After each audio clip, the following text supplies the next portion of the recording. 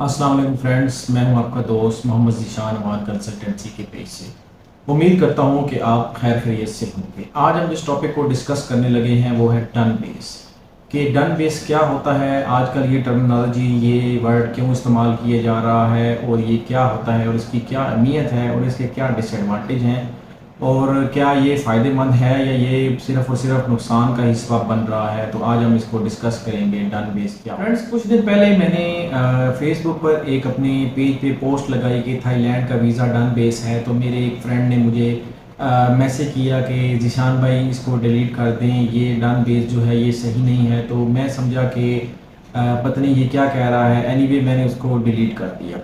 तो लेकिन मुझे उसकी बात समझ नहीं आई कि क्यों उसने ये क्यों कहा है। उसके बाद आपको पता है जैसे कि मैं कंसल्टेंसी करता हूँ तो मुख्तलिफ तरह के एड्स वगैरह लगाता हूँ, विजिट के, स्टडी वीज़ा के और अदर जो हैं वर्क वीज़ा के। तो उस पे जो है वो मुझे बहुत सारे कमेंट्स मिले और बहुत सारे मैसेज भी रिसीव हुए। उसमें सब जो क्लाइंट्स थे उनकी एक ही डिमांड थी कि हमारे साथ डन करें। तो मुझे ये बात समझ नहीं आई फिर भी कि ये डन का क्या मतलब होता है। मैंने फिर उनको वजाहत में कहा कि ठीक है भाई, ये डन बेस है। आज जब आप का वीज़ा आपको मिल जाएगा तो उसके बाद जो है आपने पेमेंट करनी है। तो वो लोग कहते नहीं सर, ऐसे को डन बेस नहीं कहते हैं। डन बेस का जो मतलब है वो ये है कि आप हमें यहाँ से भी जो है वो इमिग्रेशन क्लियर करवाएं और वहाँ नेक्स्ट कंट्री से भी करवाएं, उसके बाद हम पेमेंट आपको देंगे।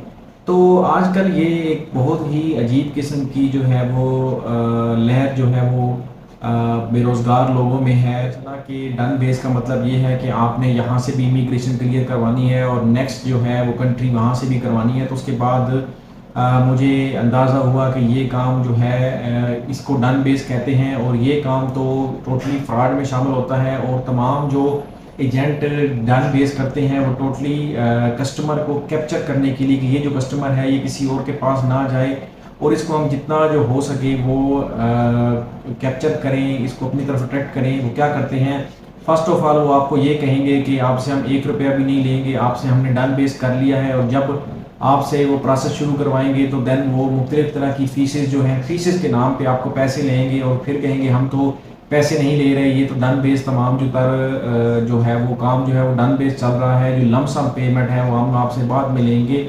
और वो इस बहाने से, छोटी छोटी पेमेंट के बहाने से वो आपसे बहुत सारे जो हैं वो पैसे बटोर। और सेकेंडली मैं ये भी कहना चाहूँगा कि वो तमाम लोग जो आपको डन बेस ऑफ़र करते हैं, आप फर्स्ट ऑफ ऑल उनकी प्रोफाइल चेक करें कि क्या। मैंने देखा है बहुत सारे लोगों को जिन्होंने ये स्टेटस लगाया होता है डन बेस, मोस्ट जो है वो लोग उनकी प्रोफाइल लॉक होती है, उनकी प्रोफाइल फेक होती है।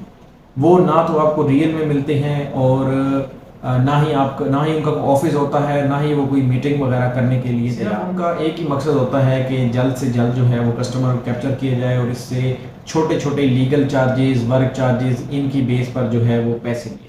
फ्रेंड्स, और जो लोग रियल्स होते हैं, जो लोग असल होते हैं, हकीकी तौर पे कंसल्टेंसी करते हैं, मोस्ट ऑफ द क्लाइंट्स को उन पे बिलीव नहीं होता।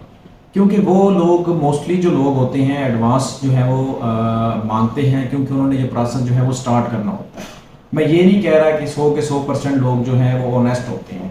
आपको पता है 50% लोग जो होते हैं वो ऑनेस्ट नहीं होते और 50% लोग जो हैं वो सही तरीके से, ईमानदारी से अपनी साख को बचाने के लिए जो है वो काम। और अब क्लाइंट ये कहता है कि मेरा 1 रुपया भी न लगे, रात को मैं पाकिस्तान में सोऊं और सुबह जाके मैं यूरोप से उठूँ। तो इस तरह पॉसिबल नहीं होता। अब जो रियल लोग होते हैं वो एडवांस की डिमांड क्यों करते हैं? रियल से मुराद आपने उनकी वेरिफिकेशन करनी है, क्या उनका ऑफिस है, क्या वो आपको मिलते हैं, क्या उनकी सोशल जो है वो पीआर है या नहीं। उसके बाद अब मैं आपको बताऊं कि वो आपसे जो है वो एडवांस की डिमांड क्यों करते हैं।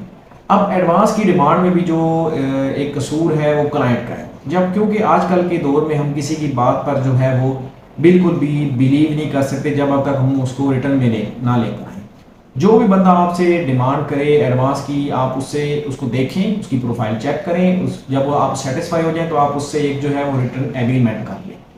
एडवांस का एक फ़ायदा ये भी होता है, अगर देखें क्लाइंट आपसे एडवांस नहीं लेगा, अगर उसने आपको कहा है कि मैं आपको 10 लाख रुपए में वीज़ा देता हूँ, यहाँ पर बहुत सारे फ्रॉडिया होंगे जो कहेंगे मैं आपको 9 लाख में देता हूँ।